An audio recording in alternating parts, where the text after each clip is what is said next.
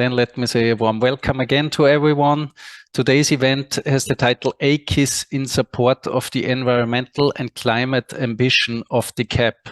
My name is Florian Herzog and I work together with our team here in the Austrian Chamber of Agriculture and in the Austrian Rural Further Training Institute on the project coordination of modernAKIS, the Horizon Europe funded project that you might all know of already. The AKIS, you can see my slides already. I will start going to presentation mode now. Just give me a quick heads up if you can see now the agenda. Fine, thank you. So this AKIS in Action networking event series in general aims to interconnect AKIS actors from all across Europe. It provides practice-ready examples of how AKIS measures, knowledge and innovations are used to create more value for different actors. And one of the topics that was most requested always for the year 2024 is the topics of practices and experiences for climate change mitigation. As we in modernAKIS follow a project, in this modernAKIS project, we follow a very strong demand and actor-driven approach. So we are very happy to take this request up. And therefore, today's event of this series will focus on especially these topics. We will provide you with insights into 2 examples from member states of how the climate and environmental ambitions of the CAP are in connection with AKIS measures implemented within the respective CAP strategic plans. The 2 instruments we are looking today and discussing in depth today are first the Austrian Agri-Environmental Program, ÖPOL, and second the Irish Signpost Program.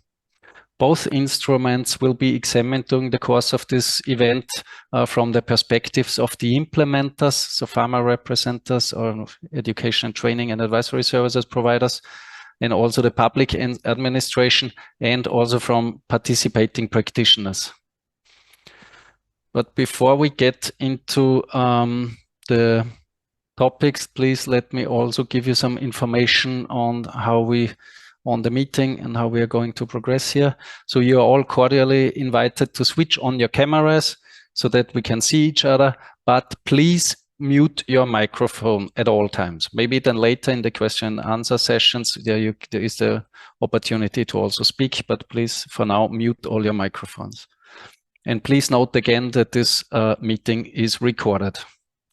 If questions arise during the presentations, regardless of whether it is a question of understanding or in-depth questions, please insert them in the Q&A box here in Zoom. And we will do our best to answer all of them during the course of the webinar in the foreseen question and answer session after the presentations. So we collect all the questions and then answer them in one block. However, if we cannot answer everything, the answers will be also documented and will be made available with the recordings after the meeting. So after these housekeeping issues, and before we start with the topical inputs, I'm happy to hand over to my colleague Katharina Schobesberger, who will give us a short introduction into the modernAKIS project. Katharina, the floor is yours, please. Yes, thank you very much, Florian, and welcome to all. I'm very happy to take the possibility to introduce modernAKIS to you, to give you a very brief background on why we are organizing such a networking event.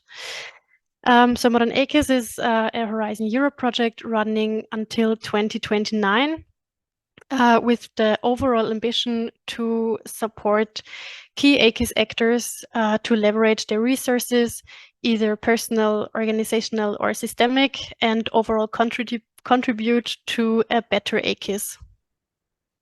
To this end, the project aims to provide knowledge and tools. We will also build a network and organize several capacity building events. More specifically, we have specific objectives in the next slide. Florian, if you could just continue with the, yes, thank you, that's it. So we will have around 90 capacity building and networking events. We are developing online modules that help to better understand AKIS, to know how AKIS works and how it can be worked with. We are building a network of AKIS actors with at least 1,000 network members. For this, we have recently launched our digital platform that should support you and provide you a platform to also digitally network. A core part of our network are the AKIS coordination bodies that have been established according to the CAP strategic plans. And for these coordination bodies, we have 14 general assemblies along the project lifetime. To assist and support the coordination bodies even more, we are developing a benchmarking tool for AKIS in order to assess the well-functioning, and of course also accompanied by a set of reference indicators for this benchmarking tool. And what might be of special interest for you are the tools and methods that we are collecting for supporting the well-functioning of AKIS. And two examples of such tools and methods are presented today, the Austrian Environmental Program and the Signpost Program, and more will be following during the project lifetime. We will do all of this within a consortium of 37 partners that are involving all 27 European member states. And we have a mix of organizations consisting of managing authorities, meaning ministries. We have CAP networks in our consortium, private and public advisory services, farmer representatives, education and research institutes, and also small, medium enterprises.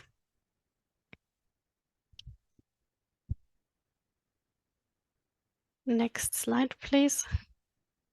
Okay, and again, so the specific objectives presented before are embedded in a work plan across several work packages. And first of all, we are working on developing a knowledge base that delivers a methodology on how to approach the transformative AKIS journey in your countries.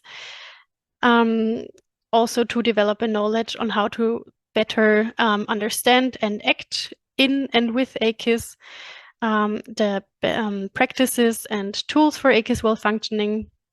And regarding the network, we have also various cooperation structures. On the one hand, on the national base, the communities of practice that combine experts from different fields, discussing what is needed in the AKIS, and also providing support to the coordination bodies. We have the general assemblies of the coordination bodies and several events, as well as the digital platform. And to really bring these capacities also to the ground, we have several capacity building, such as the online modules, capacity development events, and national AKIS workshops. And since it is an European project, we also have cross-country communities of practice, bringing together experts from various fields across Europe to exchange on a European level what is needed to improve and develop the AKIS. And of course, we also will communicate widely on our project activities. And finally, as we have just very recently launched our digital networking platform, we invite you to sign up to this platform. On the one hand, you can already find information on AKIS in generally, how the AKIS is set up in other countries, how the AKIS coordination body is set up, and this platform will, along the project, be developed even more as the capacity modules will be online soon, for example. Yes, I hope this introduce you to what modernAKIS does, and then I would hand back the floor to my colleague Florian Herzog. Thank you very much, Katharina. So now we all know in which context this event series is taking place. Please, I also want to highlight again the invitation from the last slide to join the modernAKIS network on akisconnect.eu is the brand new digital networking platform where you can find a lot of like-minded colleagues and peers from other countries, as well as a lot of useful information for everyone to further work and improve on our AKISs. Thanks again. Now we are going into getting into the technical part of our event. We will start, as outlined in the agenda, with the Austrian example of the Austrian Agri-Environmental Program called ÖPOL.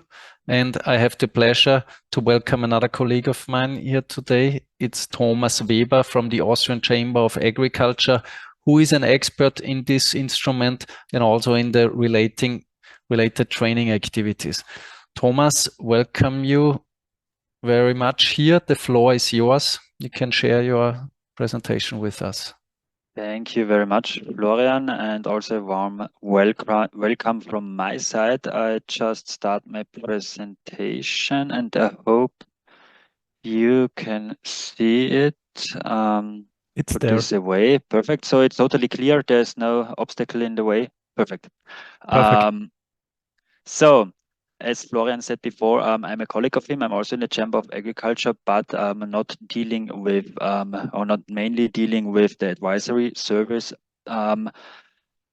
but with the AKIS system, the implementation of the CAP in Austria. And as we work together today, it's the same in Austria with our agri-environmental program, because we tried here, and this, in my opinion, is a best practice example I want to show to you how to put together and make the best out of a combination of area-related classic CAP measures and the AKIS system. And I think with our training requirements in our agri-environmental program ÖPOL, we did it quite well. So I want to give you an overview why we do it, how we do it, and then Elisabeth Süßenbauer from our managing authority from the Ministry of Agriculture will go into detail on a specific topic of this training requirement in our area-related programs.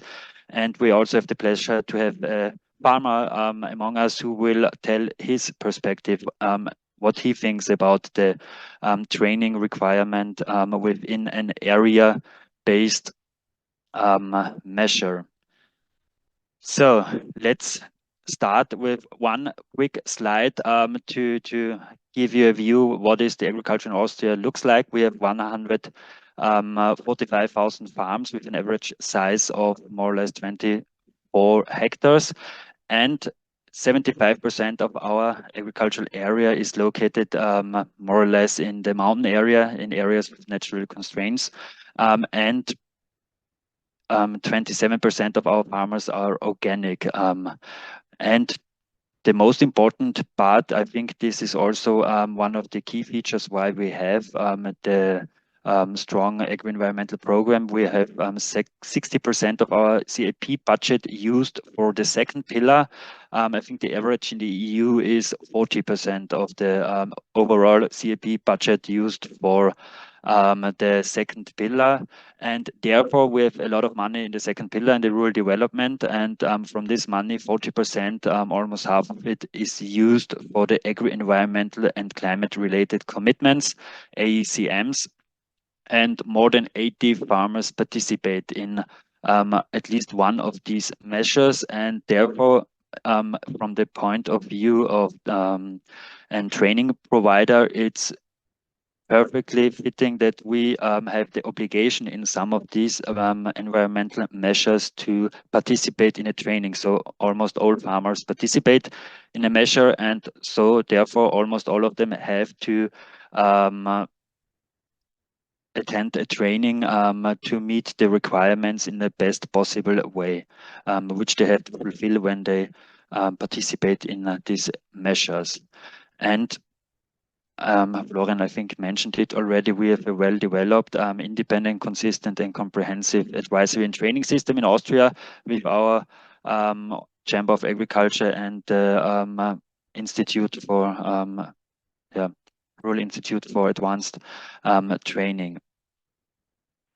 This is more or less a CAP in a nutshell. I can talk hours about it, but I have to skip to the main part, and this is the agri-environmental program. And you can see it here. We have 25 measures in Austria for all various types of farms, some interesting measures. But now today I want to focus with you on those 6 measures that have an requirement to fulfill, that is called training for ÖPUL. It's the Austrian Agri-Environmental Program abbreviation. So if I say ÖPUL, it's the Agri-Environmental Program.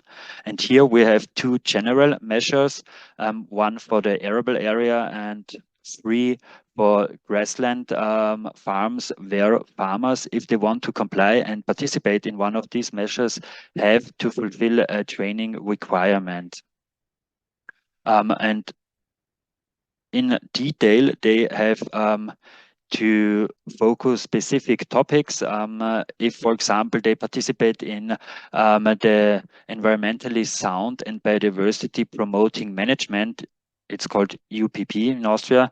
So if they want to participate in this measure, they also have to do a lot on the area, of course, on the fields, many requirements for the cultivation of their land, but also they have to participate in at least 3 hours of training on the specific topic of biodiversity.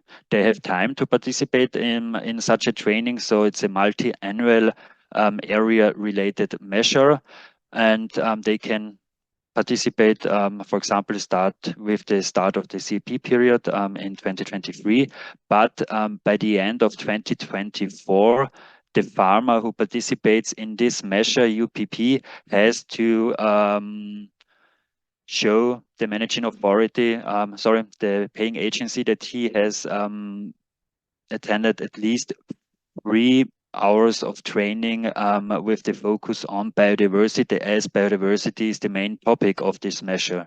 It's the same with the measure organic farming. Here the farmer has to participate in training as 5 hours or more on organic farming related topics.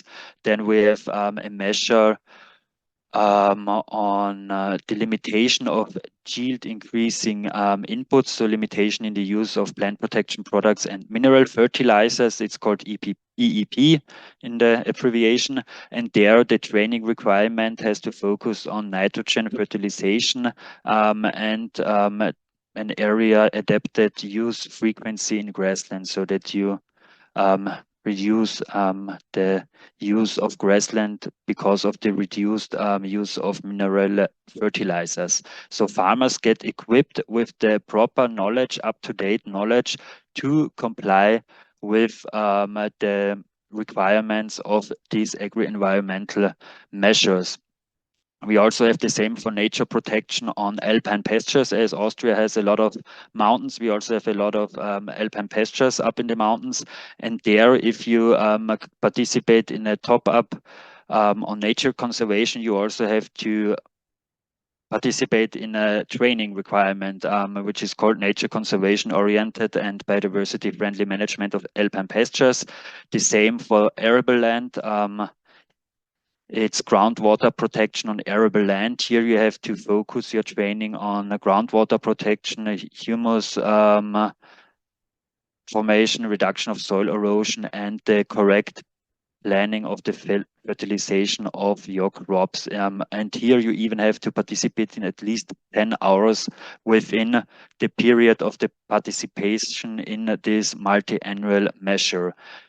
A rather similar measure is one for the grassland. It's called Humus Conservation and Soil Protection in Plowable Grassland, HPG is the acronym. And here you have to focus or participate in an training with topics on grassland management or methods and frequency in mowing, fertilization planning, and the differentiated use of grassland, so that you as a farmer do not cut or mow the whole area of your farm on one day, because that's maybe not that good for biodiversity. So it's the idea behind these training requirements in area-related measures is to get update knowledge from academia, but also from studies and from practitioners to the farmers who wants to comply with and participate in these measures. So the most important aim is the explaining of the why and the how. The why do I have to comply with these increasing demands and requirements within the measures, and how do I do this in the best possible way for the environment and climate, but also for the economic point of view of the farm. So it's a key issue is the awareness raising among farmers who want and in the end do participate in these measures. And now in the current CAP period, it's the perfect missing link, more or less, for the green architecture, for the combination of the area-based measures, in my opinion, and the AKIS. Because if we talk on green architecture, we always talk about eco schemes and agro-environmental commitments, but the green architecture is more also AKIS is part of the green architecture, also training requirements and corporations are part of the green architecture, and therefore I think our approach in ÖPUL with the training requirements perfectly fits to the green architecture, because it has been a green architecture in Austria for many years, because we had these training requirements at least I think for now 3 CAP periods in our implementation of the CAP. So I hope that also on EU level, on Commission level, our best practice example will be used and communicated how to make it a good use in the green architecture on combination of AKIS and area-based measures. Of course, the aim from the point of view of our managing authority is to maximize the contribution of the farmers towards the meeting of the objectives of the measures, because in the CAP strategic plan, we as a member state need to fulfill objectives in the reporting frameworks on the CAP. And with these training requirements for farmers, we or the ministry hopes that we will meet the objectives behind the measures in the best possible way to increase the climate and environmental condition of the CAP with the help of the farmers, because with an up-to-date knowledge, they get a problem awareness, for example, on erosion protection and how to prevent it, and a willingness to change and the understanding why they have to fulfill certain requirements. Also, in my opinion, it's very necessary to equip farmers with state-of-the-art recent knowledge, newest findings of academia and science on the topics covered by the training requirements. For example, Elisabeth Süßenbacher will go into more details if there are new methods to protect biodiversity and at the same time maintain a good income, a good yield from your land. Then farmers should know this. And with these mandatory training requirements, we can give this knowledge to farmers whilst at the same time they fulfill it and implement it on the ground. And I kept it until the end of the aims of this training. The most important part, in my opinion, as representative of the Austrian Chamber of Agriculture, is that this training requirement is no additional burden for farmers in this measure, because it's to a certain extent also compensated within the height of the payment of the measure. So it's no awful requirement for the farmer that they have to fulfill. They even get money from the AECM participation if they participate in a measure that not only has requirements on the field, but also a requirement in fields of training. So it's compensated, and I think that's a good solution to get the training to the farmers, the up-to-date information to the farmers, because only with this knowledge they can effectively implement the measures, and then we can make the best out of the implementation of the CAP, because due to the new framework of reporting and requirement and evaluation of the CAP, every member state has to deliver, and so farmers will deliver the best way they can in participating in these measures. And in the end, I also hope Austria will deliver an ambitious agri-environmental outcome to justify the CAP, because CAP needs to be justified also in the upcoming periods. Just one glimpse on my time. I think I still have 5 minutes left. Perfect. So who can provide the training for this training requirements in our agri-environmental program? In fact, only providers that are approved by the ministry. So not everybody and everyone who just thinks like, hey, I want to do some training for farmers can provide it. First of all, you have to be approved by the ministry. Like we have also been approved by our ministry, the Austrian Chamber of Agriculture, and the Rural Institute for Advanced Training. And there are 14 other training providers that are approved in Austria, and we are the only ones who are approved for all of these 6 measures to offer training for farmers. And also our training that we provide for farmers is on a random base, checked by the ministry and or paying agency. I'm not sure which one, but we will be checked if we fulfill the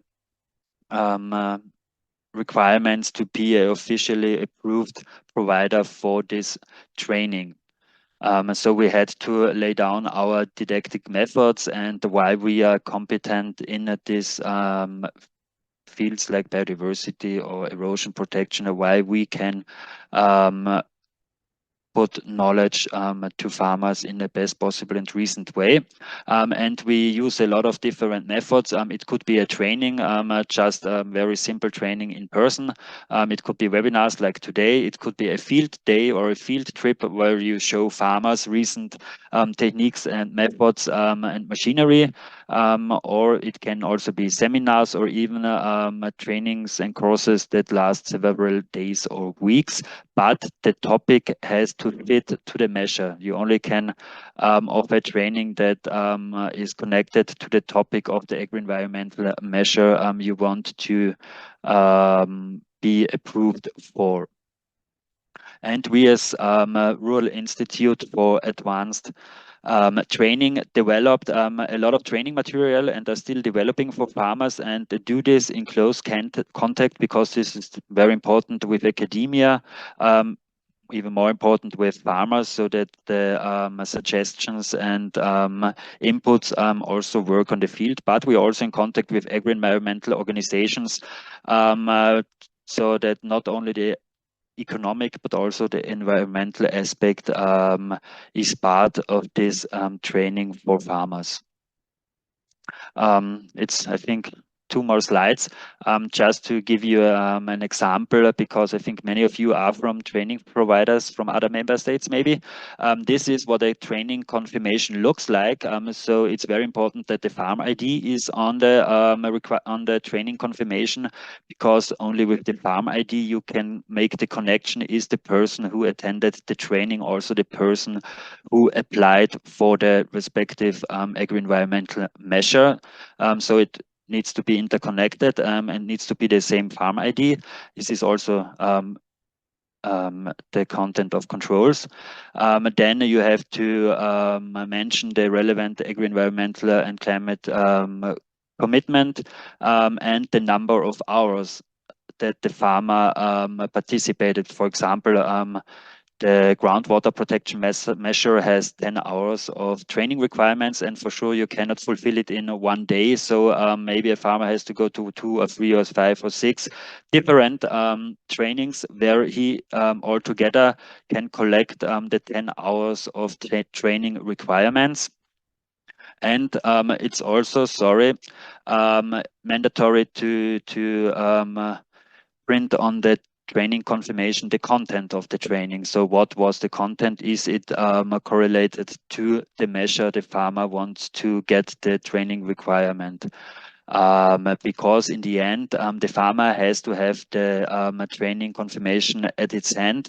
It's part of controls. If the paying agency visits the farm and makes a on-the-spot control, then the farmer has to show the paying agency this training confirmation. Otherwise, there will be sanctions because the farmer did not fulfill the requirement of the measure in terms of training, but only after 2024, because 2025, because till the end of 2025, farmers have the possibility to collect the hours of training they need.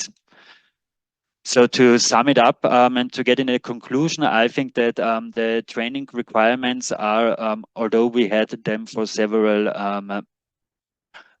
program periods, are now even more important to contribute towards the climate and environmental ambition of the CAP, because the awareness raising is now more important than ever, because CAP needs to be justified in its output via the CAP strategic plan, and also it's very important to get recent and practical content to the farmers on the ground, that farmers know how to fulfill the requirements of the new agri-environmental measures in the best way. And this is for me even the most important part.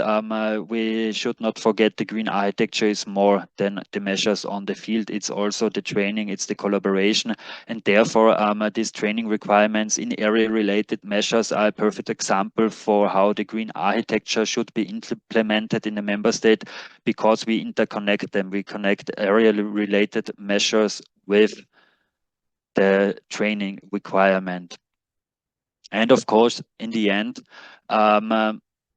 the training requirements offer a value added for society, because the quality of the implementation of the area of the AECMs is increased, because the farmer knows how to implement it in the best way. And also the farmer has a value added, because he in the end gets a slightly higher remuneration from the participation of in the ACMs. Otherwise, if there's not a training requirement, there would be some euros less per hectare that he gets as a payment. And I think it should not be the only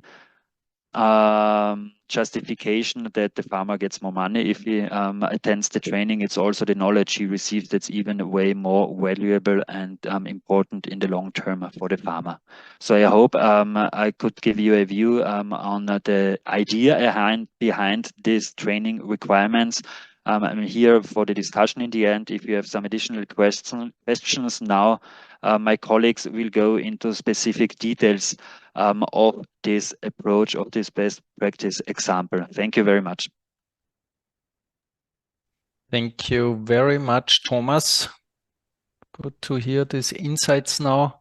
Hear from you as a representation of the farmer representatives and also of the training institute that carries out these trainings. Following your insight, we are now happy to hear the view from the public administration, which will be provided by Elisabeth Süssenbacher, who is working in the Division of Agri-Environment, Mountain Farmers and Less Favored Areas and Organic Farming in the Austrian Federal Ministry of Agriculture, Regions and Tourism.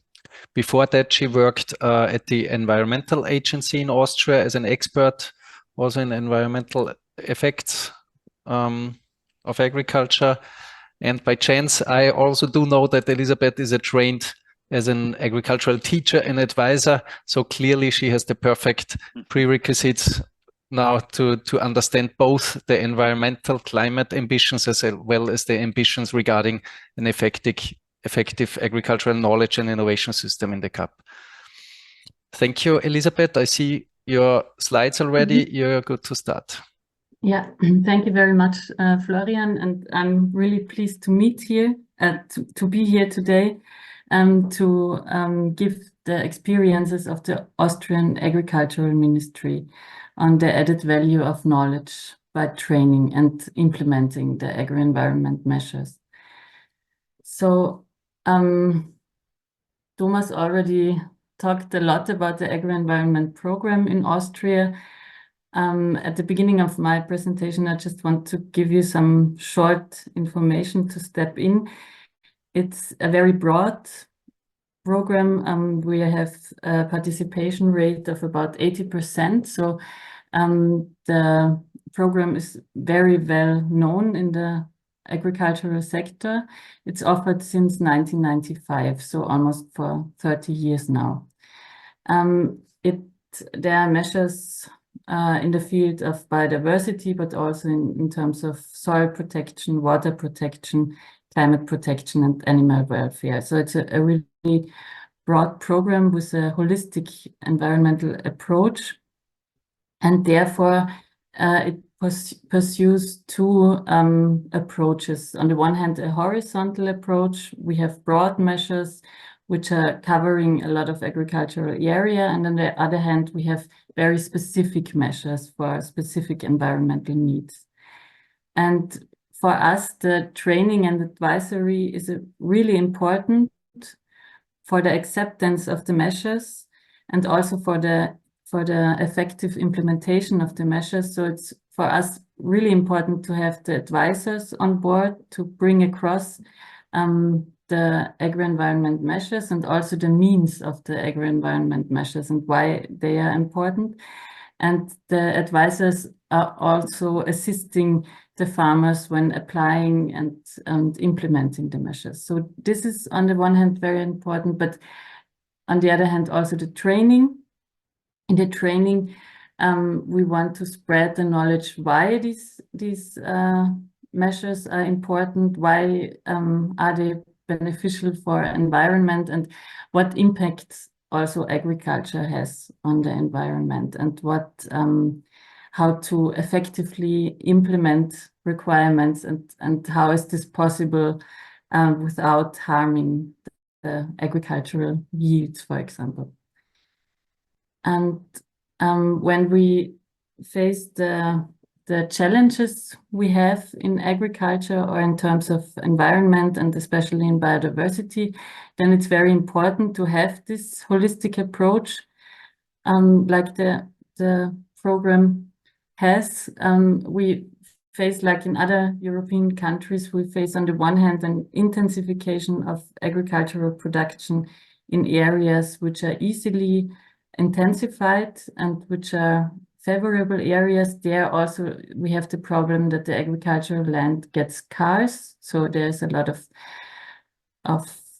buildings there, and yeah, it's a challenge on the one hand, and on the other hand we have the trend in mountain areas that more and more agricultural areas, they're getting abandoned and they are not managed anymore, because it's very labor intensive and not cost efficient to manage the land there. And so both developments lead to a decline in biodiversity.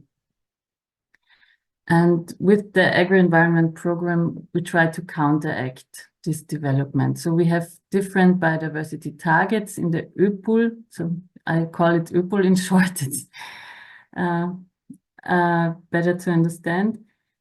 So on the one hand, we want to preserve the species-rich agricultural landscape in a broad approach. So we have broad environment measures with a high uptake in area, which have biodiversity requirements.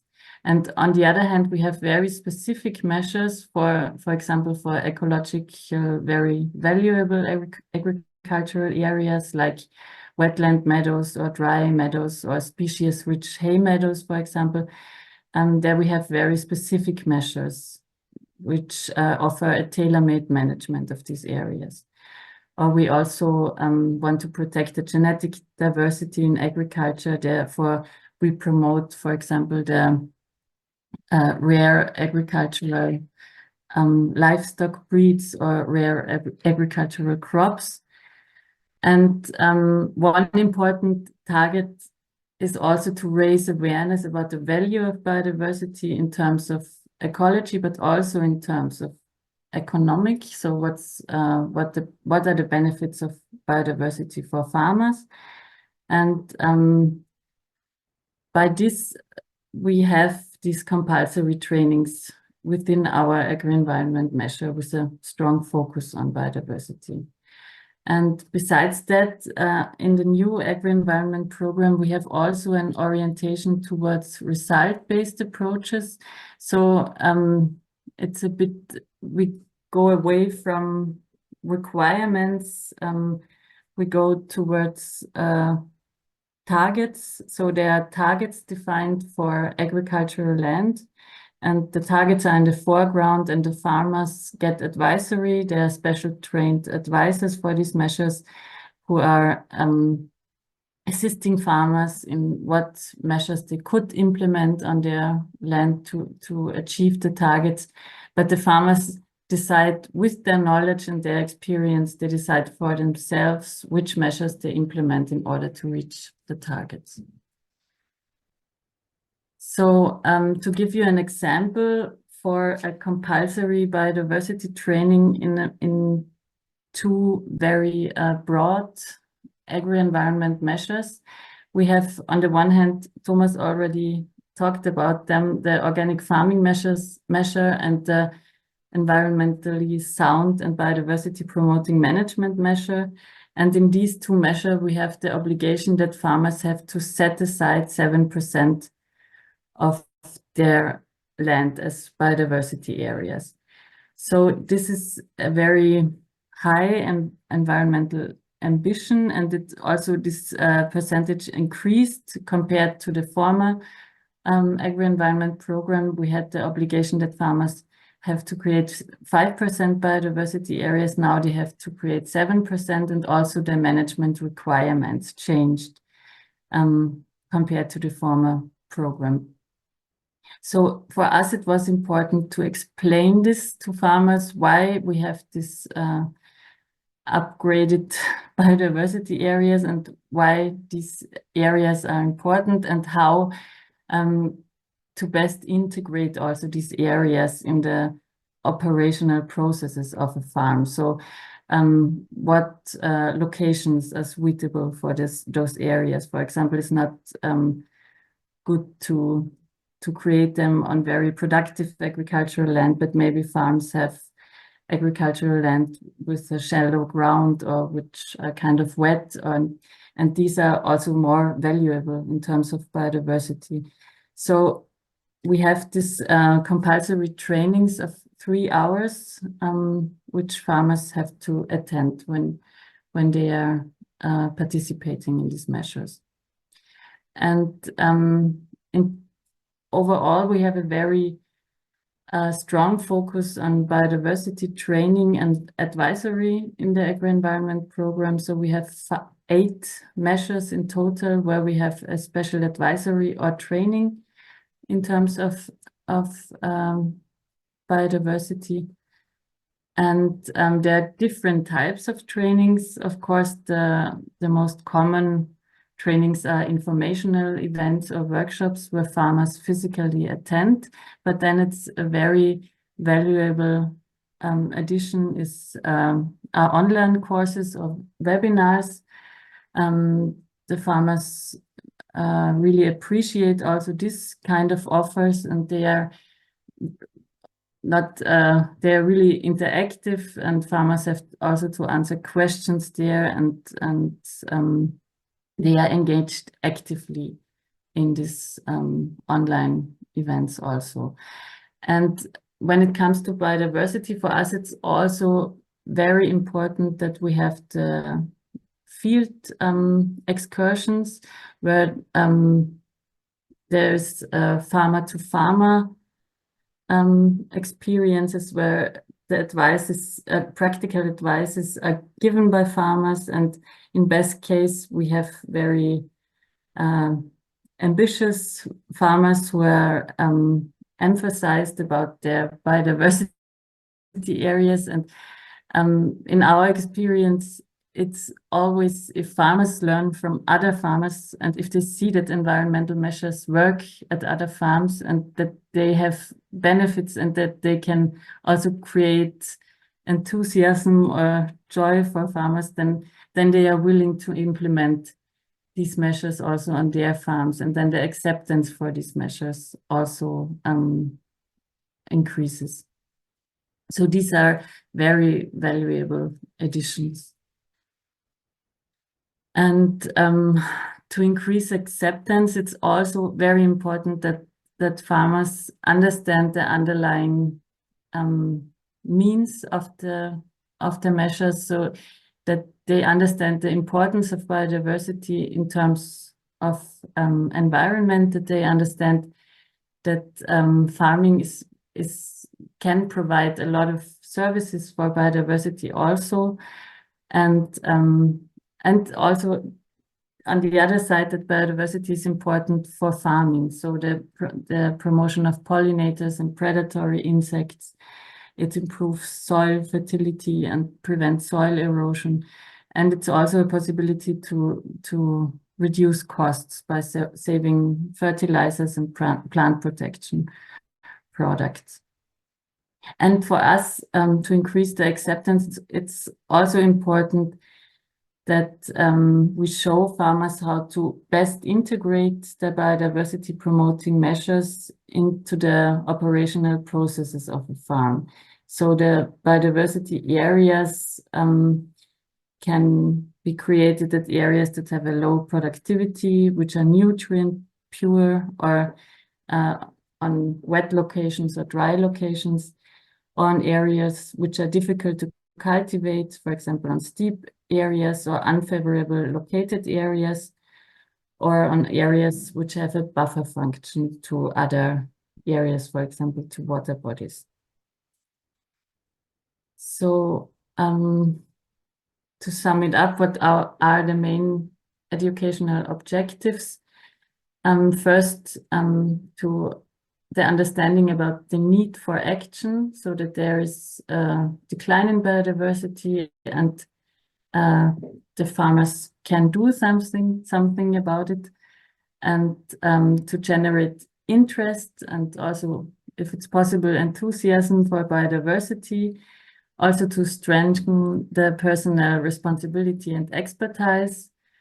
And for us, it's also very important that farmers understand the connection between the land management and the presence of plant and animal species, and also to awaken the pride of biodiversity services, so that they don't only provide food and feed, but they also provide services for society and for the environment by biodiversity.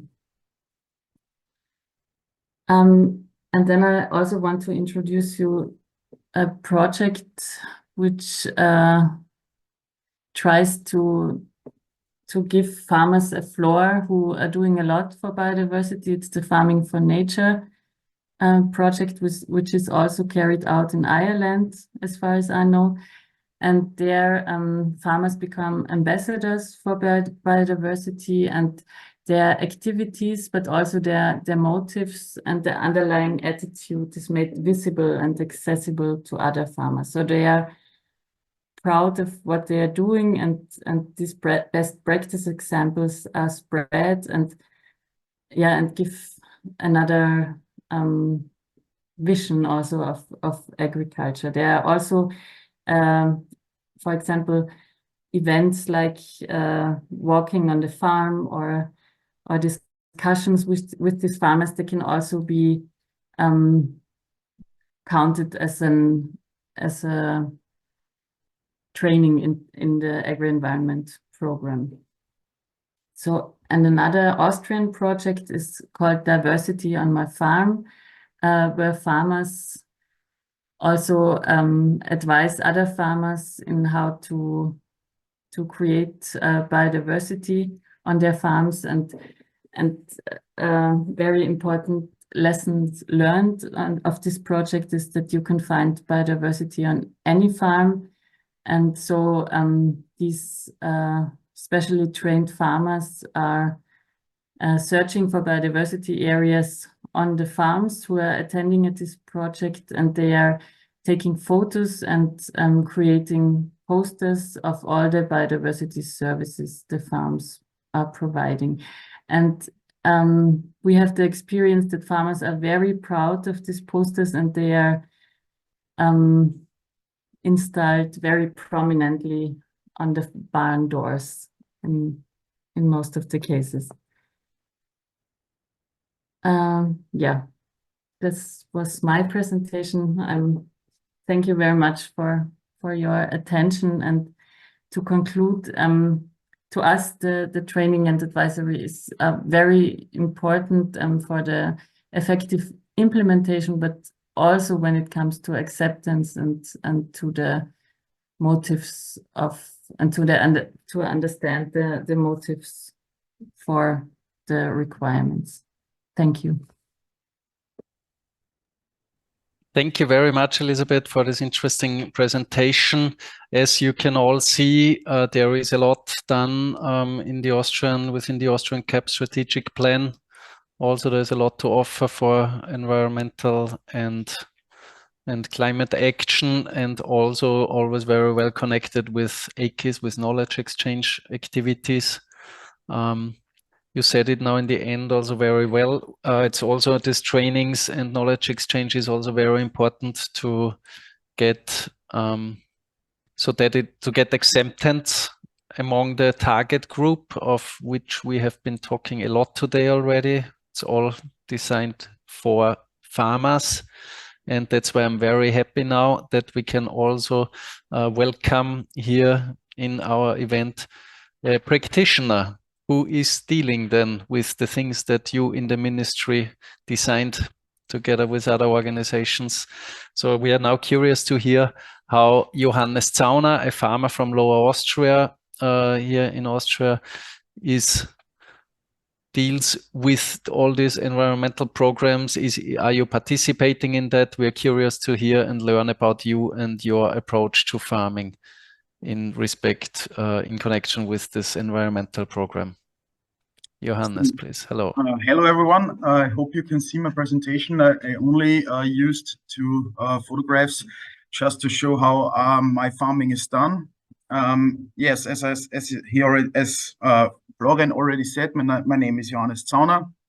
I'm a farmer in Lower Austria. I farm an arable farm, about 40 hectares.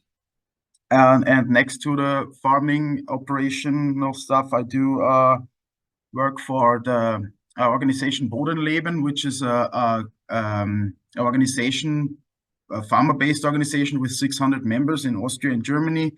All those farmers work on the same goal, getting better soil health through conservation agriculture or organic farming. We work together, talk to each other, and work out some practices. And therefore, I'm also working in the ECAF, the European Conservation Agriculture Federation, as a member.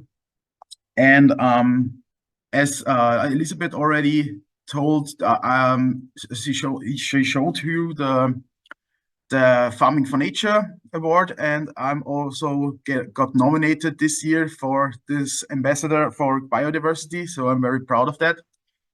Let's see where the election goes. For the farming, I'm farming on my family farm for now about 15 years, and my farm is a bit different because I'm very interested in biodiversity, and over the CA, as you can see, I'm only do my farm no-till, so I don't do any tillage to get the mulch on the soil, to get more beneficial insects in this crop, in this soil protection layer. And I'm also in my farm is in some of Austrian's research projects on soil health and beneficial insects from the University Boku from Vienna and also from the University of Innsbruck. And I think that's enough of my farm. So now I'm talking about my experiences in the training system of the ÖPOL, or the Austrian Environmental Program. Thomas and Elisabeth showed pretty good the different participating programs you have in this big program. And for me, one of the programs I'm participating is the UBB, the Environmental Friendly and Biodiverse Promoting Management System. Therefore, I get money for doing more for the biodiversity. And it fits my system on my farm very well. And I also need those 3 hours of education training that I have to get.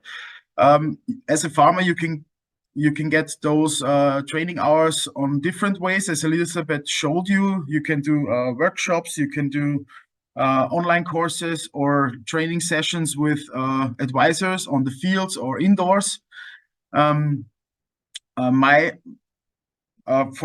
myself, I did one on a workshop, and now since 2024, I'm also advisor as a practical farmer to show other farmers different approaches to get more biodiversity in your system. So I'm teaching other farmers on cover crops because cover crops are a big part in my operation. And my experience is that the farmers, it depends on the attitude of the farmers. So as you all know, there are those farmers that are only got offended with the new cap and the biodiversity stuff they have to do now, and now they have less production and so on, and they are a bit upset with this system, and therefore they don't really interested in this whole educational thing. But I think they just don't see the benefits they get out of biodiversity. But I hope so they will get at some point. And then are the other farmers. I think, but that's the most part of the farmers that do those programs. They feel really motivated on doing such courses because they learn more for their farm. They learn things that they might have not considered yet to get a better outcome of the farm and to get better biodiversity. And I think it's pretty depending on the format and on the topics that are shown in those courses. For example, I've attended the course as a teacher. I did one practical part after one theoretical that another colleague did, and those theoretical courses are really interesting for me. But most of the farmers, they don't really listen to the trainer because I think that's too theoretical for them, or they just don't really care about that much. But when I started my lection with about cover crops and reduced tillage and crop rotation, the farmers were really interested, and they really were into this that I was showing. So I think it's depending on the topic that is shown. So so I think for the future, for different trainings, I think it would be good to get more practical farmers that have many experiences in biodiversity or biodiversity supporting management. I think they can help other farmers really well because they show things that the farmers can relate to, and that which farmers also they see practical stuff and not theoretical. So I think they are more into such things. And coming to my next slide, which is the second one, we have a big event called Soil Evolution this year. It's the second time. Last year we've been, 2 years before we've been in Germany. For those who are from England or from Ireland, I think they know the event Groundswell. And Soil Evolution is pretty much the German version of Groundswell, and it's a 3-day festival only based on soil health, conservation agriculture, cover cropping, and so on. And the farmers who visit there also can get their training sessions for the environmental program on this festival. So we provide a whole practical farmer-based event for 3 days in Lower Austria. It's based on my farm this year. And it's a combined system of workshops, speeches, Sorry to interrupt you, Johannes. We still see the first slide. Maybe you can go to the second slide. Might be very interesting for us as well to see. Thanks. Sorry. Do you see it now? Can you see it now? No, unfortunately not. No. Okay, it's bad. So let's try again. You see it now? Yes. No, it's second slide. Now? Yes, perfectly. Okay. So yeah, so we have, but we also have machinery companies showing different machinery that can be used for managing cover crops or direct drilling and so on. And from the last time we've made it, like in 2022 in Germany, it was a great success, and we hope to get the same success this year in Austria. And if you want to have more information, you can go on to soilevolution.com. And we sell the tickets there and so on. And every speech that is spoken on this event gets recorded, and all the members of our organization, or the 2 organizations that organize it with us, the GKB from Germany and the Swiss No-Till from Switzerland, the members can use the videos to educate themselves after the event in winter or so on. We have a big database online for streaming. So I think that's all I can tell you about. I hope there was something for you to get a sight on our the farmers that have to educate themselves for this system. And I'm like 20 minutes in this call still, and you can write me any questions if you want. Thanks.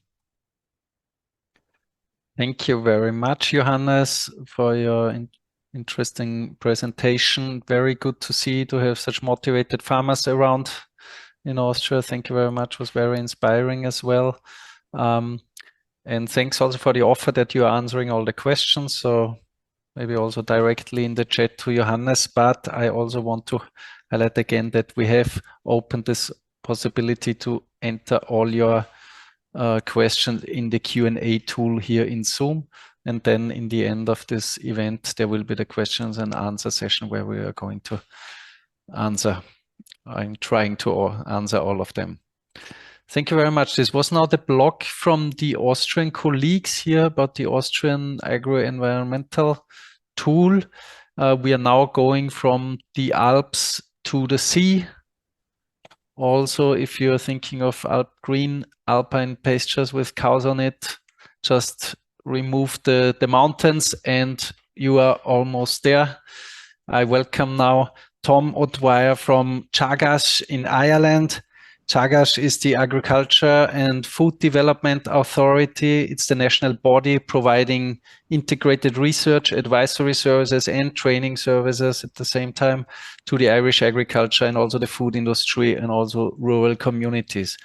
Tom, you are responsible for the national development and implementation and management of the Signpost program. This program's objective is to lead and support farmers in climate action. We are very curious to hear now more about this program. Thanks. Yeah, good afternoon, everybody. I hope my screen is displaying correctly.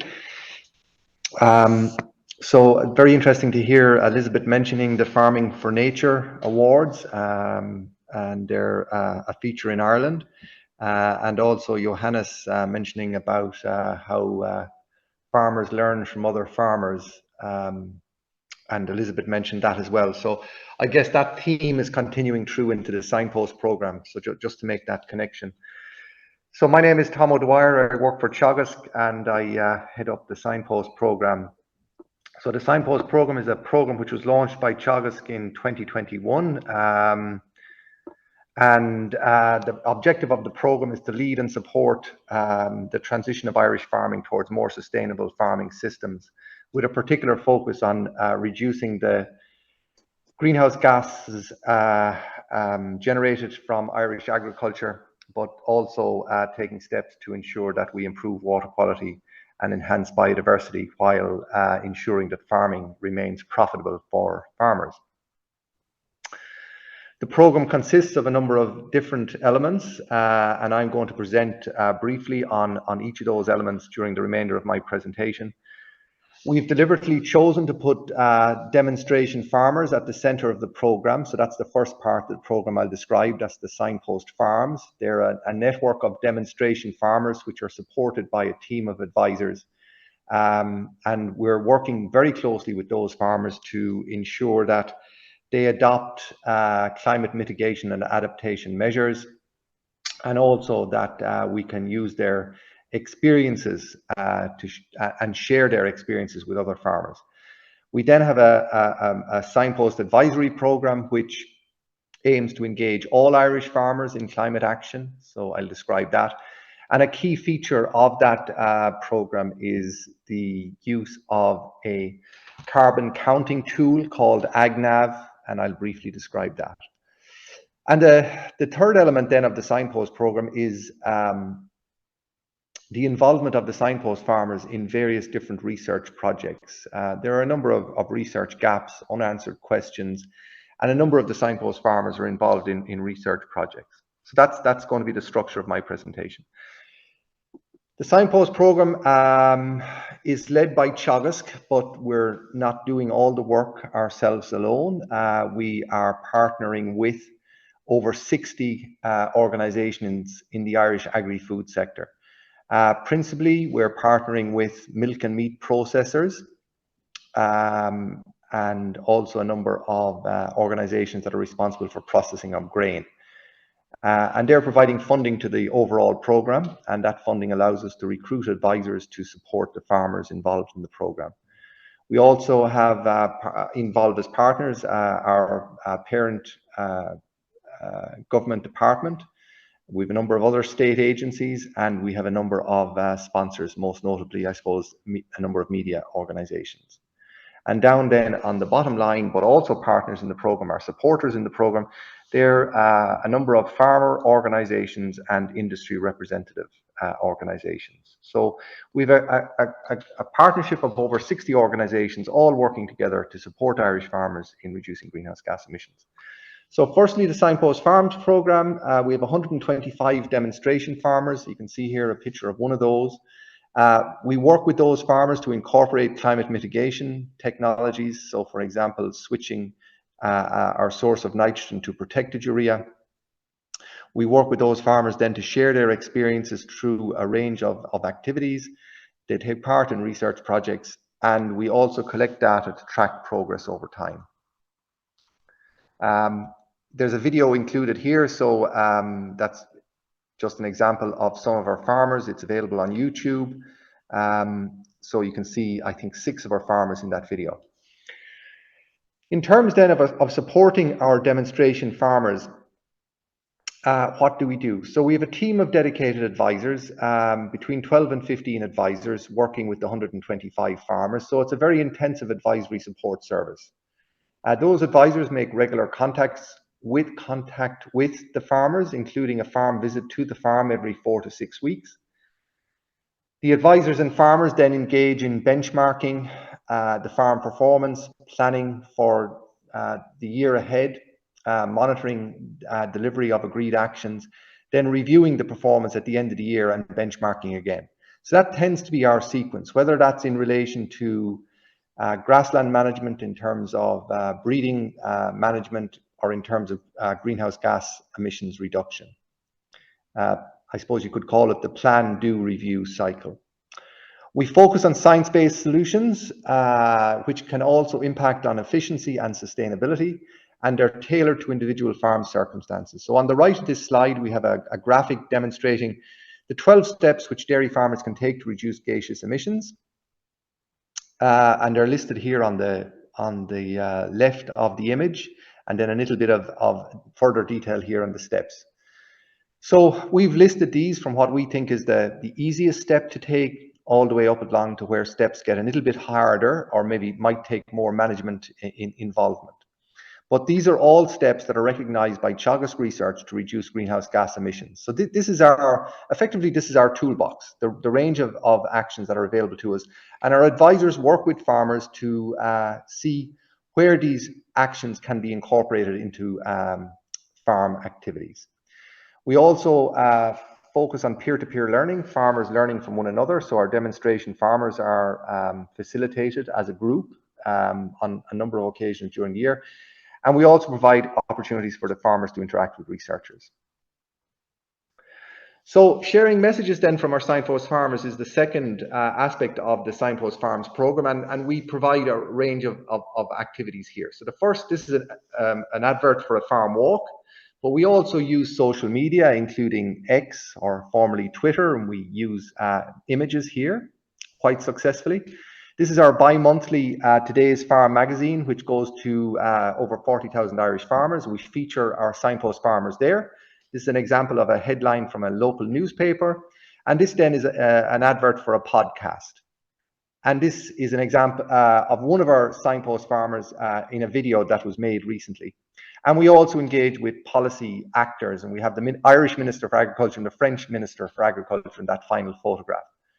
So you can see there in that montage of images that we use a range of complementary communications and knowledge transfer activities to share the experiences of our signpost farmers with all Irish farmers.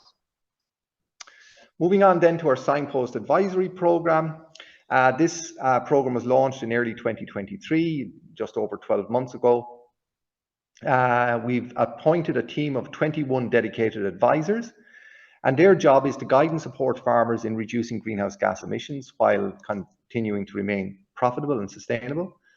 AgNav, this carbon counting tool, is central to delivery because AgNav allows us to provide a benchmark to individual farmers and also to look at future scenarios. What happens to my greenhouse gas emissions if I change X or if I change Y?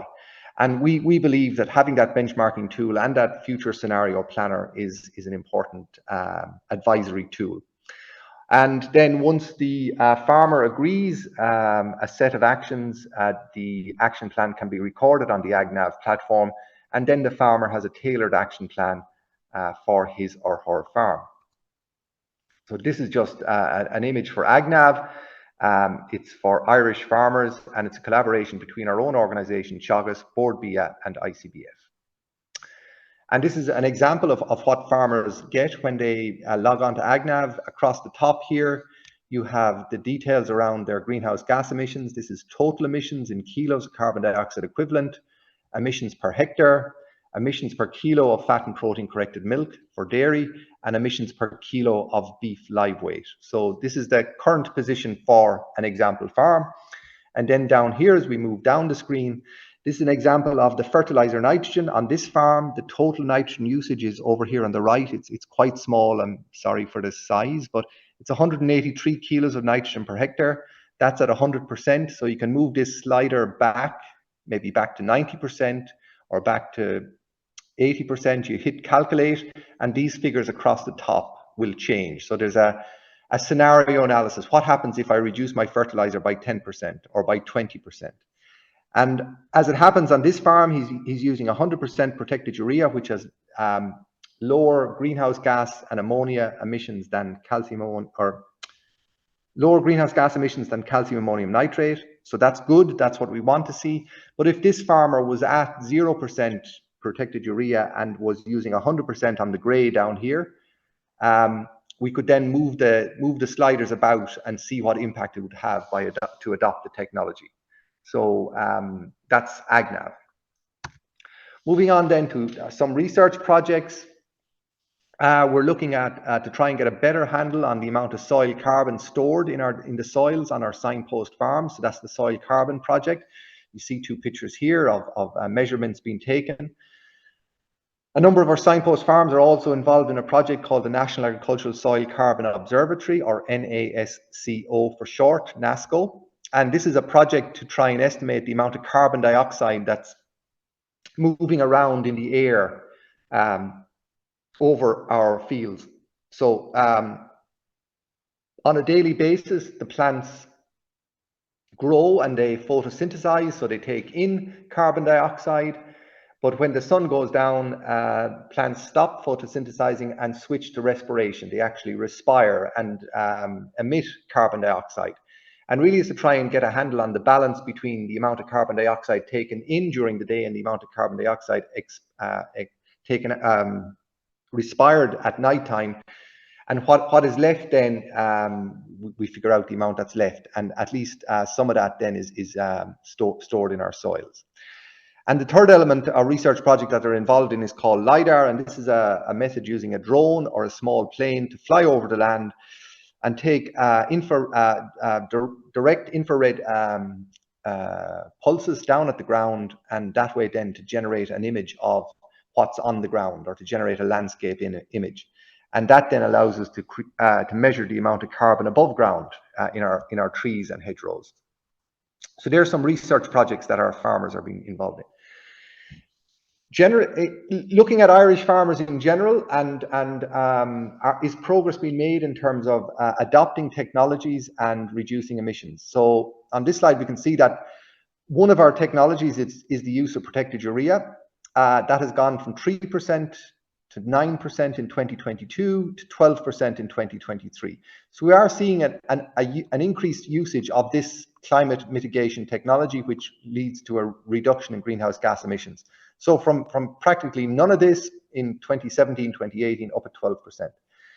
The other big mitigation measure that we're recommending to farmers is to reduce our dependence on chemical fertilizer. Nitrogen, the high point there was 2018, when there was 400,000 tons of fertilizer nitrogen used in Ireland.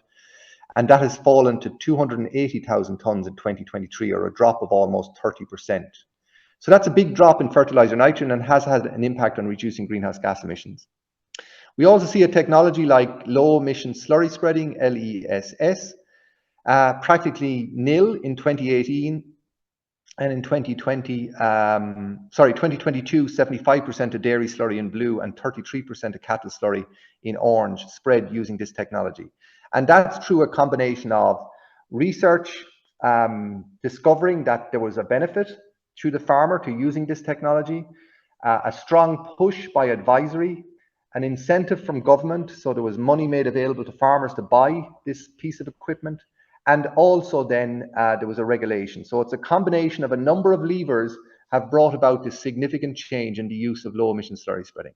And the final technology that I'll highlight, we've seen a big increase in the amount of lime, calcium carbonate applied to our land to try and correct deficiencies in soil pH. Again, through a combination of research, advisory messages, policy, and for the first time in a long number of years last year, 2023, an incentive, a payment to farmers to spread lime. So what are we seeing in terms of our greenhouse gas emissions? This is the trend from 2017. So a peak in 2018, down again in 2019, up in 2020, up in 21, but a small decline in 2022 of a drop of just over 1%. So at least what we're seeing is that the trend is turning in the right direction, but we're challenged to reduce emissions by 25% by 2030. So we need all of these technologies and more to be adopted by farmers, but progress is being made. So our experience in the Signpost program is that change is possible, but it will involve a combination of complementary knowledge transfer activities, science-based, relevant and user-friendly content. So we have to have, I think, a science basis behind our advice, and a high level of trust between the advisor and farmer. And you can see here in this grid here a number of the different approaches, advisory approaches that we're using. A combination of all these approaches are being used with Irish farmers. And we add that then to incentives from both government and from industry. There's also some penalties for the use of certain practices. I guess that's also important in shaping farmer behavior. And we also have policy. And all of that will lead to increased awareness, increased desire for a practice, enhanced farmer knowledge, enhanced ability for planning and action, and ultimately we have to enable the farmer to take action and then to evaluate their actions following the activity. Sorry, that was just a timer to remind me that I need to finish up. So just 2 more slides.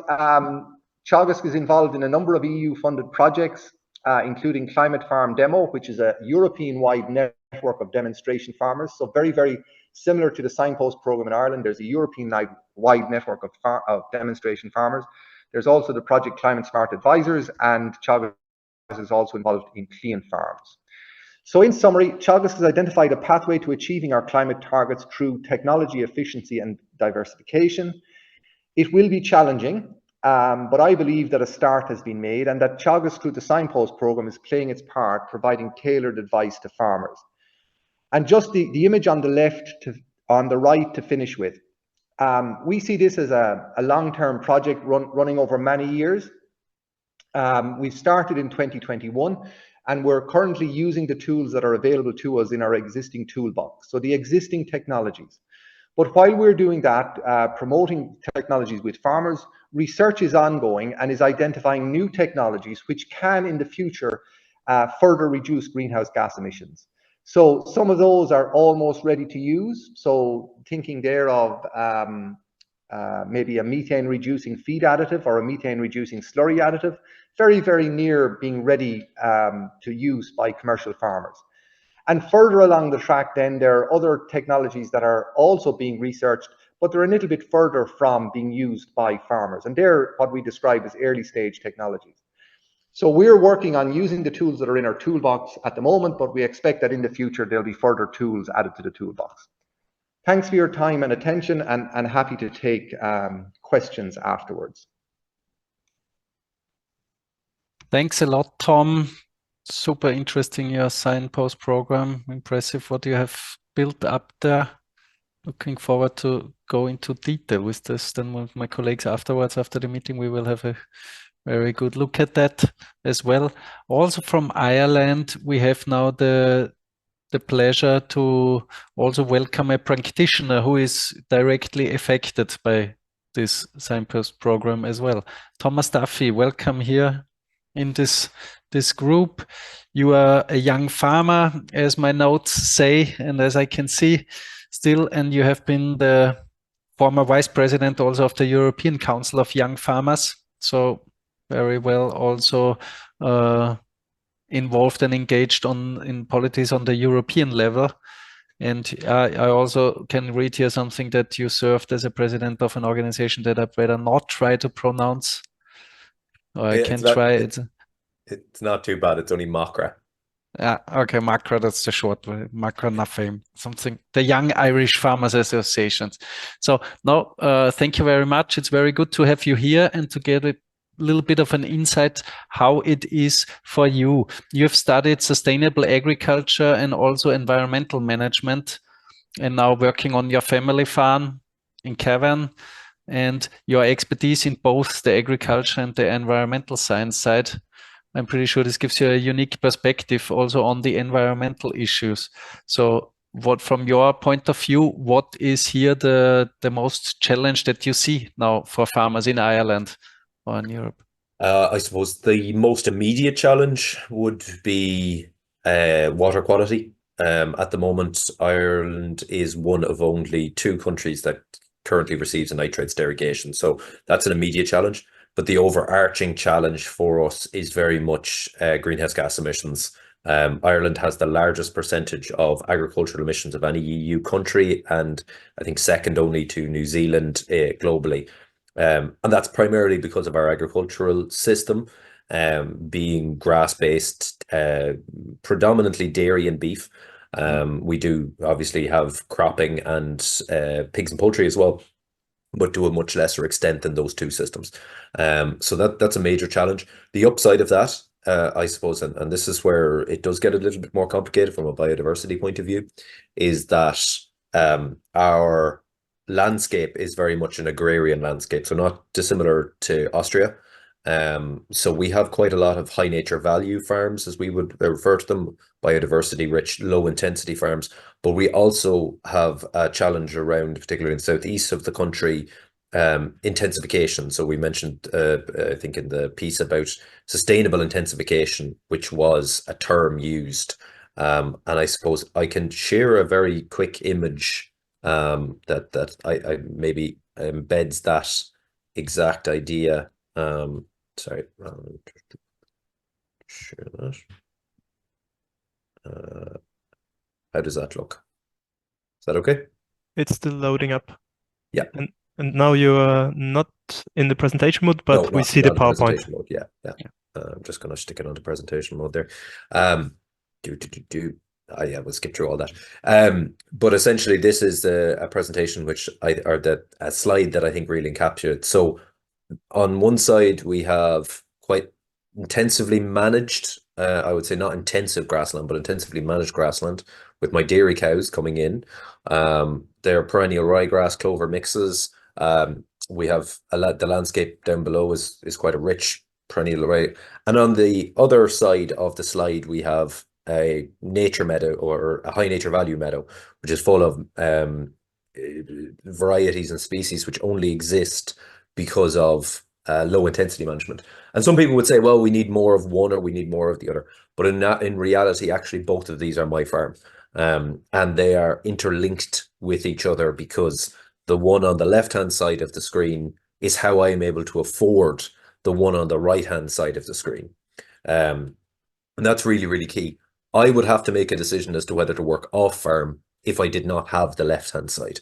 And so the challenge then as well is trying to ensure that in those intensive areas, we also have as much biodiversity as possible. And these are examples actually on the intensively managed block. You have Ireland. Anyone who's ever visited Ireland will know the extensive level of hedgerows that we have. That's to the far left, which is managed for biodiversity in terms of pollinators, and also wintering bird species. In the middle, an unwanted plant on most farms. It's actually an invasive ragworth plant, but it is home to cinnabar moths. And then on the furthest right, we have an example of the actually partially endangered, I think it's of least concern though, peacock butterflies, or common tortoiseshell butterflies, sorry, should get my one right. So in terms of the signpost program, which we're involved in, I suppose these are just an example, more of a breakdown than Tom had. That slide is the top level stuff, exactly what we're doing. This is some of the stuff that we've done on our farm. Obviously, protected urea, very straightforward one, and a good win. I have them shortened. So AM is for ammonia gas. So it's reducing ammonia gas, which has an impact on local biodiversity. We use low emission slurry spreading technology. That's helpful for both ammonia and also climate change, because we use less nitrogen. Liming is climate change. The improving the genetics on the beef herd reduces land take as well. Hedgerow management, I mentioned there, milk recording and measurement, and then increasing the longevity of my cows. And then we have some of the technologies that we've adopted, I suppose, after we had kind of embraced those, including sex semen. This year we have had 28 calvings to dairy sires on my dairy herd, and 27 of those have been heifers. We have had a single bull. And from a climate point of view, and even from a biodiversity point of view, that means that actually more of the animals that are born or are being reared for beef are of better quality, so they take less land, which is important from a biodiversity point of view. Clover incorporation reduces nitrogen. We'll skip over some of the rest of red clover and some other things that we're doing. And then in terms of the more costly stuff, particularly some of it for biodiversity, ponds and re-wetting is something that we are looking at. Very contentious issue here in Ireland, because we have a lot of peatland. I do have a small amount of area that I could probably afford to give back to nature in that way, covering the likes of slurry tanks, and then ensuring that runoff from roadways is not entering it. But I suppose the challenges in terms of embracing that, again, these are some of the pictures from my own farm on the left-hand side. Cost of production is a major issue. Anything that puts up the cost of production for me is going to be very difficult for the viability of my business. Time poorness, to be honest, any activity, and the guys in Signpost are really good about this. They know that there's no point talking to Irish farmers in February, March, or April beyond very top level, brief, maybe a farm walk to get off the farm, because we're spring calvers, the entire herd calves basically in Ireland in a 3-month period. It's incredibly time poor. And any investments that we have to make or requirements or practices we have to make during this time is not going to work. Cost of technology is obviously always a constant one, and ensuring that we actually have access to the consumables that we need, so protected urea and others. So as I say, it's kind of a contradiction. There's a couple of contradictions between some of this. So like the likes of reducing the age at slaughter, but if that encourages more intensive grassland and takes land out of extensive grassland, that could be a major challenge for biodiversity, or losing high nature value farming, etc., to forestry to offset emissions. Consumers, unfortunately, are not very good at paying for any of the good practices that we want them to. It's a free market, particularly in Ireland. We're commodity producers for the most part. Verification can often be onerous, and actually the AgNav is a great example of taking some of that onerousness around, because it avoids farmers having to do duplication. And then changing policy, and there seems to be a constant push to change policy, and everyone will have seen the protests lately and the moves that's kind of changed so quickly. So yeah, broadly speaking, that is, I suppose, my whistle-stop tour on some of the challenges. And again, I'm happy to talk through, as a practical farmer, why we adopted what we did, and I suppose what we hope to contribute to the climate and the globe as a whole and biodiversity. Super. Thank you very much, for this insight also, how it is. So you are also, is your farm also part in the Signpost program as a demo farm as well? Yeah, you're one of those demo farms. And may I ask you, also, we have seen Tom before presented us like this Ag Navigator, also with all this data-driven decision making. I guess you are also very experienced in using that yourself, or? Yeah, we're still getting used to it. Yourself, I suppose we have a number of different technologies. AgNav nicely actually does pull together quite a few of them, so that it kind of simplifies and makes things work a lot better for farmers, because you don't want to be piling through stuff. Exactly. And can they be used by the farmers themselves also? Yes. For, you think that they are all usable, or absolutely. do they need the support of advisors? Without the support of advisors, for a big chunk of farmers, that would be tech savvy. It can be challenging for some farmers. Obviously, like any part of the community, digital literacy does vary amongst farmers, but it's a very accessible program by comparison. I can tell you, as someone who's had to work with some of our Department of Agriculture interfaces, it's a lot better than some of the state stuff. Okay. I think the important point to make there is that our advisors in Teagasc play a key role in ensuring that farmers that they interpret the results coming from an application like AgNav in the appropriate manner, because I suppose, unlike milk yield per cow or grain yield per hectare, or kilos of beef produced per hectare, or whatever it is per year, the whole terminology and language around greenhouse gases is new. Farmers haven't had to deal with it before. So what does total farm emissions of 900 tons, what does it mean? Or a carbon footprint of 0.95 or 1.05 or 1.10, what does that mean?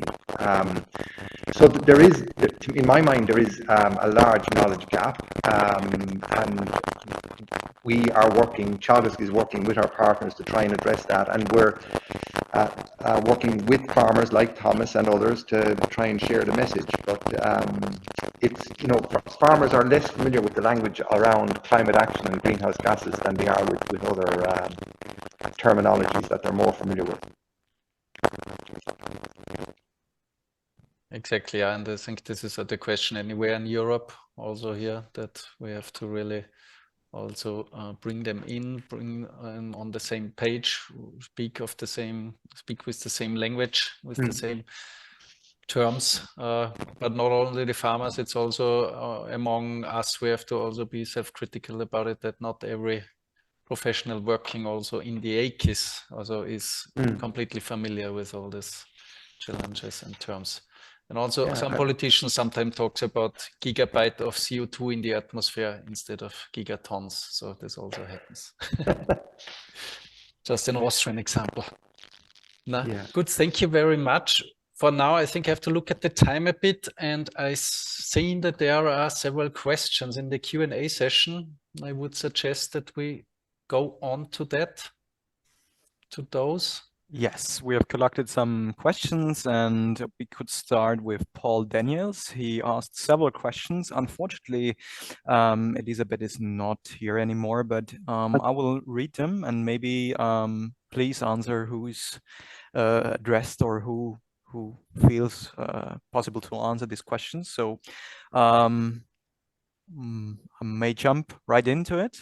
So Paul Daniels asked, how can the European Union and modernAKIS ensure that technological solutions are implemented systemically and to avoid creating additional problems, particularly in regard to climate change and biodiversity decline? Maybe this is addressed to Florian Herzog because he's more in this modernAKIS. Where are we now? In which question? Sorry, the one with the technology? Yes, this was the first question. The technological solutions. Yes. So how will EU and modernAKIS as front runner safeguard technologies to be systemic? Yeah, so to say, so like I can only speak now for modernAKIS.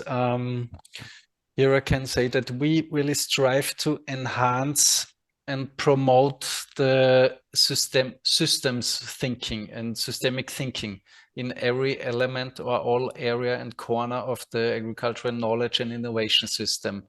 And in my view, without having discussed this with our colleagues in the project yet, the systemic view is just necessary and is the fundament of then also bringing out innovations that are sustainable and are not conflicting interests in ourselves. So modernAKIS is topical neutral. It can be uploaded with sustainability, ecological, environmental sustainability, whatever. But what we do is we are promoting systems thinking. And I think if you are looking at a problem with a systemic view, then it should always consider also the downsides of new ideas, knowledge, innovations. I think this is a quick answer to that. Okay, then maybe I just continue with the second one. So how does the European Union plan to address the shifting agricultural expertise and practices northwards due to climate change, ensuring that local laws and regulations and cultural considerations are respected to prevent the loss of human expertise? I think this somehow summarized this second question.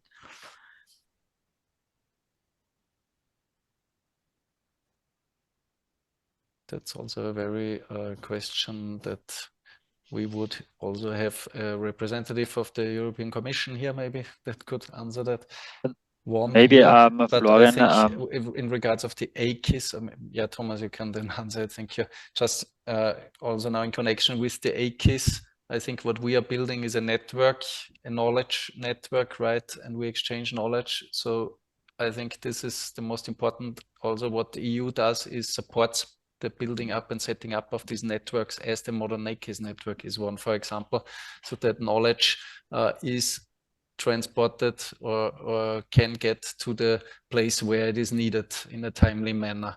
So if olive farmers from Greece, this knowledge will soon become important in Austria. We also have the first olive farm in Austria already. Then through our network, we hopefully can access the expertise and knowledge that we need.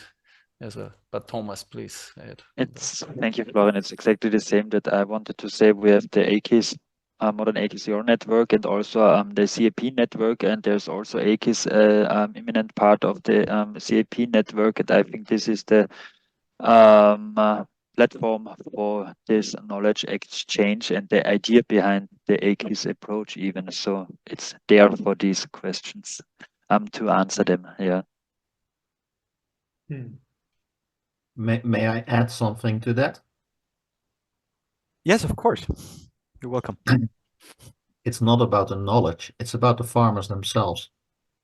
If the climate shift is northwards, these farmers have the most expertise in their heads, in their feelings, from experience, sometimes decades long. So the knowledge is transferable, but what about when a French vineyard specialist wants to start a vineyard in the Netherlands?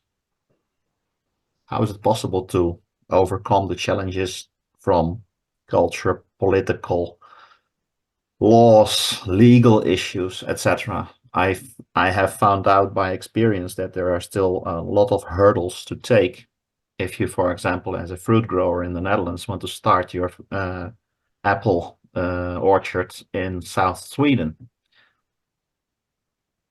And this whole shift north over borders doesn't reckon with knowledge. Is easy to transfer, but experience is something different, I think. And that's my worry. I see it happening already a decade. Tom, I see you have unmuted your microphone. Do you want to give your thoughts with that now? Muted again. Yeah, no, that's very true. I think experience cannot be transferred that easily, but I think still through experience exchange, we can still help each other learn from each other. Yeah, but you're completely right. But this will be a thing that we will now observe probably in the coming years even more. That this would be a good challenge. We can keep that on as an idea in our idea storage for an upcoming networking event. Thank you for that input. Constantine, thank you for your answers. Some other questions? Yes, I think the third question was directed to Elisabeth Süßenbacher. She wrote me. So your question was about how advisors in Austria are being trained. In short, and she said in Austria, advisors are trained at the beginning of each new CAP period as part of multiplier training for the agri-environmental program and its measures and requirements. And she told us that if there are further questions regarding the presentation, we will provide her email address. I can add Yes. some thoughts to this question, if I may, exactly because there was a training in the beginning of the new CP period. The trainers of the advisors of the Austrian Chamber of Agriculture and the Rural Institute for Advanced Training have been had many meetings and discussions with the ministry to get the knowledge on the measures. But also there is on the one hand, I think Florian can explain it even better. There's the necessity to have a didactic methodological knowledge for farmer advisors in Austria. So I think it's 75%, I'm not sure, of the advisors have to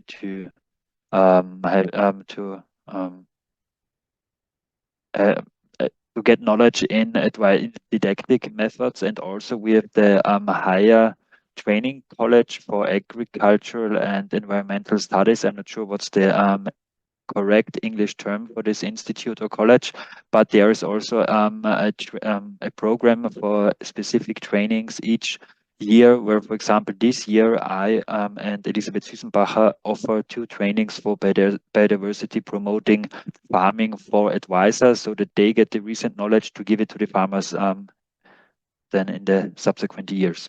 So it's an ongoing process from the beginning, very intensive, but it's also now continuing during the programming period. Yeah, and if I may add, we in the Chamber of Agriculture, we have a quality management system, ISO certified quality management system implemented and we have the mandatory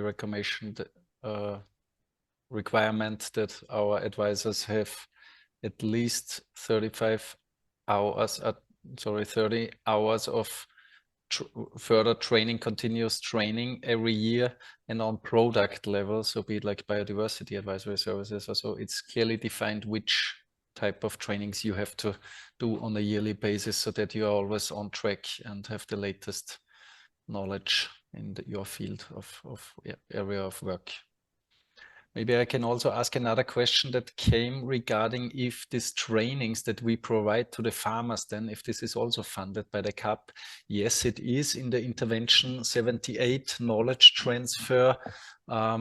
We have a funding scheme built up, which is a provider funding. So it's not the farmers who get the funding when they attend the classes, but it's the training providers. And there are around 30 organizations or so that are acknowledged, registered can provide these trainings in the last period. Now it's open for everyone as long as they fulfill a set of criteria. And they get the funding for implementing courses and trainings on the ÖPUL measures, for example. This was one question. I think another question was addressed here as well. Question to Tom: do you have special environmental trainings or AgNav solutions for short food supply participants? Supply chain participants, I think. So yes, we can provide training in AgNav. I'm not sure that that AgNav will. So AgNav generates a greenhouse gas emissions figure to the farm gate. So it's the emissions associated with the production of your product to the point it leaves the farm. So whether it leaves your farm and goes 5 kilometers down the road to a local household or a local shop or a local restaurant, so a short supply chain, or whether it leaves your farm to be processed by a milk processor or a meat processor and then travels a long distance, that's not a feature of the AgNav calculations.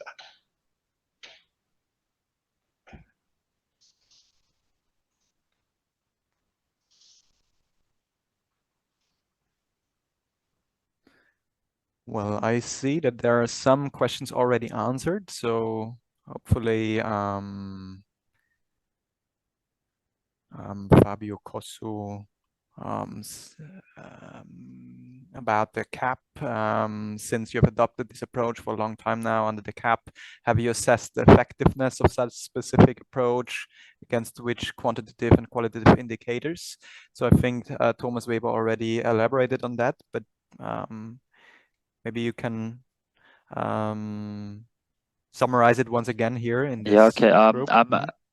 I'm not sure if this detail was ever evaluated in detail. So what is the impact of this training requirement? There are a lot of different evaluations on the rural development and the agri-environmental program. For example, in the last period, there have been, I think, 6 or even 8 different evaluations on the agri-environmental program on terms like, I don't know, butterflies and grasshoppers was one topic, farmland birds, soil erosion, extensive grassland development, but there was never, as far as I know, an exclusive assessment what is the impact and effectiveness of the training requirement, because I don't know if I think it through. It's done by the ministry, not by us, by the Chamber of Agriculture, but I think it's difficult because what is the reference on which you make the evaluation? Because in for example, the existence of extensive grassland, you can compare farmers who participate in a measure and farmers who do not participate, and if they have more or less grassland and therefore more or less grasshoppers. But it's from a methodological point of view, maybe difficult to assess the impact of training. What I can say is that farmers that we receive a very good feedback from farmers. For example, even my father, he attended 2 weeks ago the training and said like, oh no, I have to attend 5 hours of training. What will they teach me? I'm 50 9 years old, I know everything, but then in the end he went out and said like, wow, I learned a lot that I can use even today or tomorrow on my farm. So I think this is the evaluation we do every day. The farmers are happy and value the knowledge they get from the training. Maybe Thomas, because it was also a question, I think you said it in your presentations, these hours that the farmers have to conduct trainings are on a yearly basis. It's sorry, it's not a yearly basis. It's the for the participation period of the measure. So all of these 6 measures are multi-annual measures in the CAP. So you have to participate at least for 5 years in this measure, and within the period of the 5 years, you have to fulfill the 3 or 5 or 10 hours of training. So not every year, but for the whole period of the multi-annual measure. But also, if you participate in this measure until the end of 2027, you have to fulfill the training requirement at the end of 2025, so that you can implement it at least for 2 years on your field, the knowledge you get.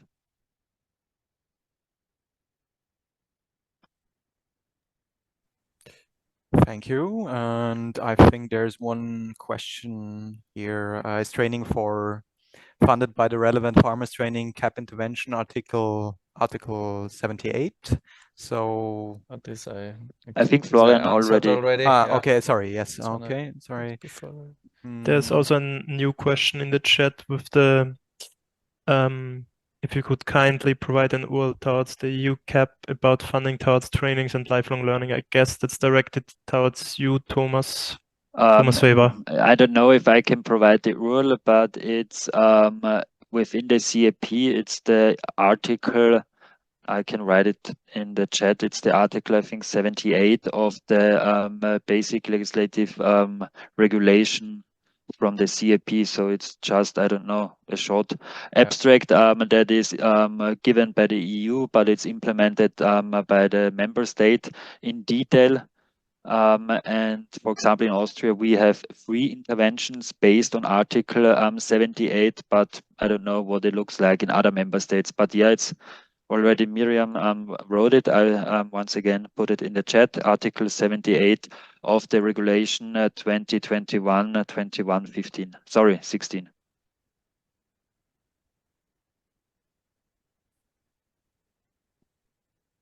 Okay.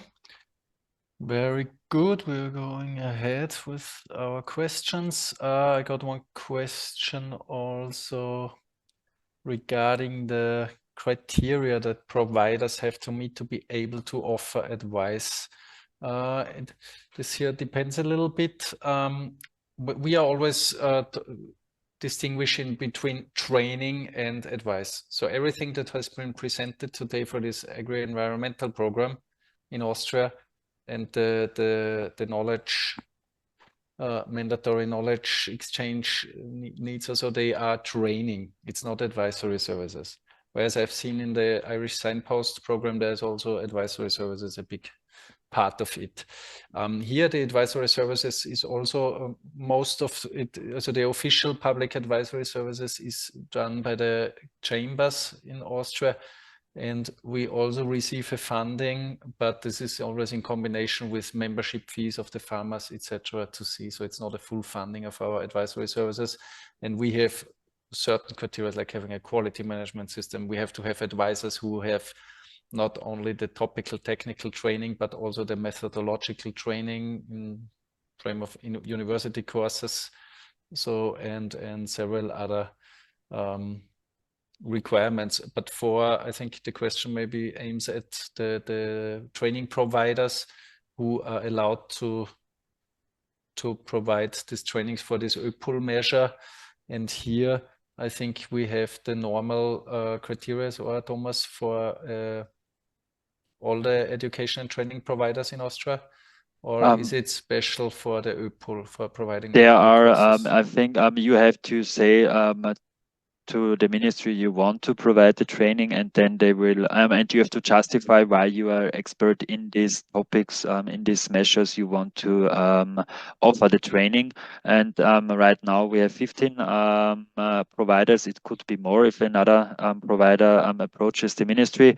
And yeah, most of them offer training for 1, 2, 3, or 4 measures. We offer it for all of the measures, but at least I think there are at least 3 to 4 providers per measure. So there's no monopolism in each measure. There are several providers for this training.